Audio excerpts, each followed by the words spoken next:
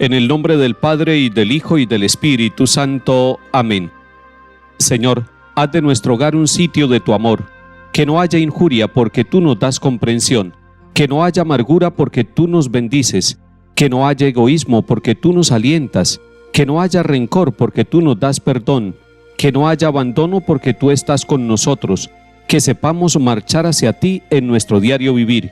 Que cada mañana amanezca un día más de entrega y sacrificio. Que cada noche nos encuentres con más amor de esposos. Haz, Señor, de nuestras vidas que quisiste unir una página llena de ti.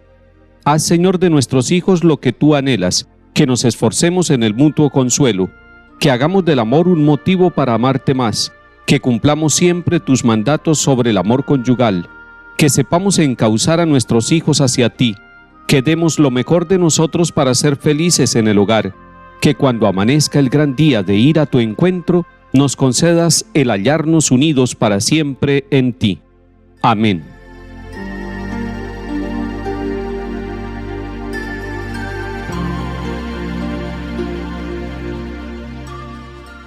Lectura de la carta del apóstol San Pablo a Tito, capítulo 3.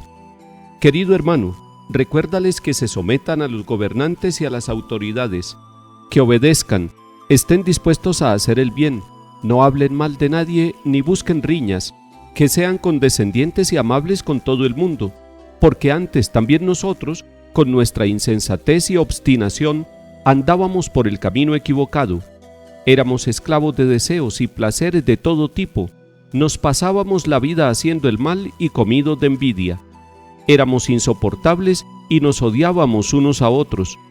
Mas cuando se manifestó la bondad de Dios nuestro Salvador y su amor al hombre, no por las obras de justicia que hubiéramos hecho nosotros, sino según su propia misericordia, nos salvó por el baño del nuevo nacimiento y de la renovación del Espíritu Santo que derramó copiosamente sobre nosotros por medio de Jesucristo nuestro Salvador, para que justificados por su gracia, seamos en esperanza herederos de la vida eterna.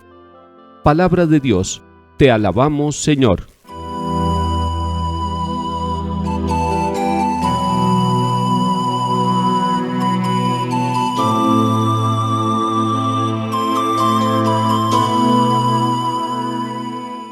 San Pablo sigue dando recomendaciones a Tito.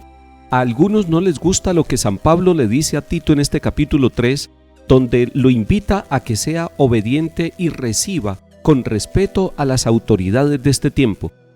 Esto es muy importante para Pablo, porque nosotros vivimos en el mundo, estamos en el mundo, en la sociedad, en la historia, y en todos los países, y en todos los pueblos, y en todas las culturas hay autoridades civiles. La Iglesia siempre ha pensado que cuando una autoridad civil es legítimamente constituida, tenemos que obedecerle. Otra cosa es que no nos guste la manera como gobiernan. Otra cosa es que haya equivocaciones en la conducción de un Estado o de un pueblo, pero la autoridad legítima viene del pueblo, viene de Dios, y nosotros tenemos que obedecerla.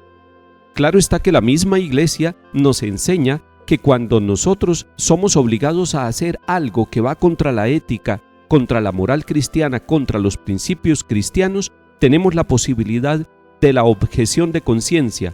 Y esto significa que nosotros podemos decir, no camino por esa ruta por donde me está mandando el gobernante de turno porque va contra la propuesta ética cristiana, y entonces ahí no estamos obligados a obedecer y a cumplir aquello que la autoridad de manera ilegítima y de manera inmoral nos manda. Por ejemplo, si en algún país se obligara a hacer algo contra la vida, nosotros estaríamos dispuestos, como seguidores de Cristo, a manifestar que en conciencia no vamos a caminar por esa ruta. San Pablo le hace una recomendación a Tito para que la transmita a las comunidades de hombres y mujeres seguidores de Cristo. Primero, que no hablen mal de nadie, y segundo, que no busquen riñas. Es muy interesante. San Pablo sabe que con la lengua podemos hacer mucho daño, que con la manera de nosotros hablar de los demás, que cuando nos dedicamos a hablar negativamente de una persona, vamos destruyendo la vida de familias y de comunidades. Se llama difamación cuando hablamos mal de alguien sin ningún fundamento. Es importante que nosotros seamos responsables de lo que nosotros decimos y que aprendamos, por tanto, a hablar positivamente de los otros, a mirar los otros con los ojos de Dios, a darnos cuenta de la obra de Dios en las otras personas para que podamos hablar bien de aquellos que comparten con nosotros, incluso cuando tienen fallas, cuando tienen dificultades, no para ocultar sus fallas, sino para destacar lo positivo de la obra de Dios en la vida de las otras personas, hablando bien de ellos y buscando que haya paz, que haya reconciliación, que evitemos toda clase de riñas. San Pablo además le está recordando a Tito que los cristianos, los seguidores del Señor, también vivían en un camino equivocado, que estaban antes en el error, pero que cuando conocieron el amor de Dios se transformaron. Y es interesante que San Pablo describe lo que era el camino equivocado. Tenía como 3 características. Eran personas esclavas de deseos y de toda clase de placeres. Segunda característica del camino equivocado. Son personas que se pasan la vida haciendo el mal y comidos por la envidia. Además, la tercera característica cuando se está en el camino equivocado es que nos volvemos insoportables y nos odiamos unos a otros. Ahí tenemos para mirarnos, ahí tenemos para examinarnos. ¿Será que todavía estamos caminando por el sendero equivocado? San Pablo le dice a Tito que así eran los cristianos antes, vivían en el camino equivocado, pero que el que tomó la iniciativa fue el mismo Dios, que manifestó su bondad y su amor por cada uno de nosotros los seres humanos. Dios dio un paso de misericordia hacia nosotros y nos salvó. ¿Y cómo nos salvó? San Pablo le recuerda a Tito que el bautismo es el signo de la misericordia de Dios, que nos salvó por el baño del nuevo nacimiento. Bendito sea el día en que papá y mamá nos llevaron a la iglesia para recibir el sacramento del bautismo, porque allí hubo una renovación en el Espíritu Santo para nuestra vida. Y si hemos sido bautizados, entonces tendremos que comportarnos como personas renovadas en el Espíritu Santo y por el amor misericordioso de Dios. Eso se requiere en medio de la sociedad, hombres y mujeres renovados, hombres y mujeres que han sentido la misericordia de Dios en su vida y por lo tanto pueden ser comprensivos, condescendientes, amables con todo el mundo, para que se rescaten muchas personas en los ambientes sociales donde vivimos. Posiblemente se equivocan no porque quieran hacerlo, sino porque no han sentido el amor de Dios, porque no han agradecido su condición de bautizados dentro de la iglesia.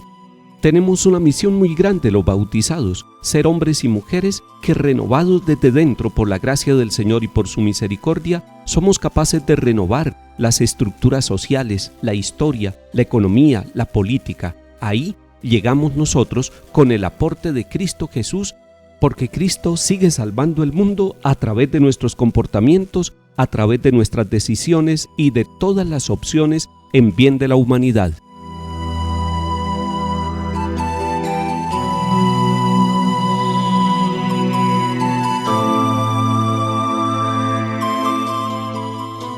Salmo 22. El Señor es mi pastor, nada me falta, en verdes praderas me hace recostar, me conduce hacia fuentes tranquilas y repara mis fuerzas. Me guía por el sendero justo por el honor de su nombre. Aunque camine por cañadas oscuras, nada temo, porque tú vas conmigo, tu vara y tu cayado me sosiegan. Preparas una mesa ante mí enfrente de mis enemigos, me unges la cabeza con perfume y mi copa rebosa. Tu bondad y tu misericordia me acompañarán todos los días de mi vida y habitaré en la casa del Señor por años sin término.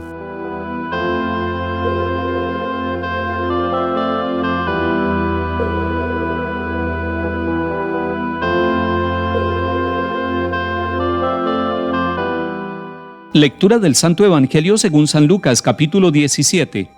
Yendo Jesús de camino a Jerusalén, pasaba entre Samaria y Galilea. Cuando iba a entrar en un pueblo, vinieron a su encuentro 10 leprosos que se pararon a lo lejos y a gritos le decían: Jesús, Maestro, ten compasión de nosotros. Al verlos, les dijo: vayan a presentarse a los sacerdotes. Y mientras iban de camino, quedaron limpios.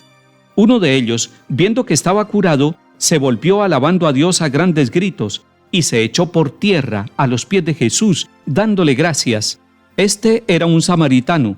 Jesús tomó la palabra y dijo: ¿no han quedado limpios los 10? ¿Los otros 9 dónde están? ¿No ha vuelto más que este extranjero para dar gloria a Dios? y le dijo: levántate, vete, tu fe te ha salvado. Palabra del Señor. Gloria a ti, Señor Jesús. Qué pasaje tan hermoso, como toda la palabra de Dios. Pero en esta escena nos encontramos con el Jesús caminante, con el Jesús que va de Galilea a Samaria y a Judea, que va rumbo a Jerusalén para hacer allí la entrega de su vida. Pareciera ir recogiendo todos los sentimientos y todos los dolores, todas las alegrías y todas las esperanzas de la humanidad. Jesús sigue caminando por nuestros pueblos para recoger nuestra vida y entregársela al Padre. Cada vez que celebramos la Eucaristía, se recoge la vida de la comunidad y se pone en el altar del Señor para que Él la ofrezca con su cuerpo y con su sangre al Padre Dios. Cuando iba a entrar a una ciudad le salen 10 leprosos. 10 leprosos es una comunidad de personas sufriente. Se paran lejos porque los leprosos sabían por el Antiguo Testamento que no podían acercarse demasiado a las comunidades y a las personas. Se paran a lo lejos y con respeto le gritan a Jesús: Jesús, Maestro, ten compasión de nosotros. Es una oración comunitaria, es una oración de petición, y nosotros hacemos muchas oraciones de petición. Oramos por nuestras familias, oramos por nuestros pueblos, oramos por nuestros amigos, por hombres y mujeres que necesitan de nuestra oración. Eso está muy bien. El Señor quiere que le pidamos, y estos leprosos están reconociendo a Jesús como el Maestro y le están pidiendo. Jesús los mira y los manda donde los sacerdotes. Es increíble esto porque había podido hacerlo Él, pero el Señor Jesús está tomando la costumbre del libro del Levítico, donde el enfermo de lepra era enviado donde el sacerdote. No es que el sacerdote sea un médico, sino que es un mediador de la gracia de Dios. Pero mientras iban de camino quedaron limpios. Cuando nosotros vamos de camino al encuentro con el Señor, ya Él está obrando en nosotros.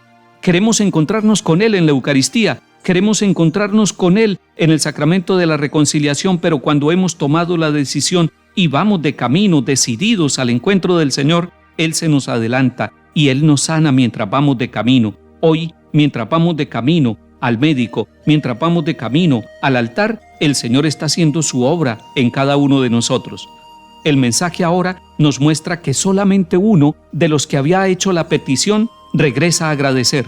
Y eso puede estar reflejando lo que pasa en nuestra vida y en nuestras comunidades. Hacemos mucha oración de petición, pero poca oración de acción de gracias, y el Señor por eso pregunta ¿dónde están los otros 9? Y a este le da un mensaje superior. No solamente le sana de la lepra, sino que le dice: levántate, vete, tu fe te ha salvado, le ha dado la salvación. La curación de una enfermedad no es la salvación, pero si nosotros queremos llegar a la salvación plena, no solamente del cuerpo, sino del alma, tenemos que completar nuestra petición con nuestra gratitud, hacer oración de petición y hacer oración de gratitud. Eso le agrada al Señor. Hoy agradezca al Señor por todo lo que ha recibido en su vida. Hoy pídale con confianza, pero agradézcale con alegría, con gritos de júbilo, como lo hizo este leproso samaritano que quedó sanado. Que el Señor nos bendiga y acompañe, en el nombre del Padre, y del Hijo, y del Espíritu Santo. Amén.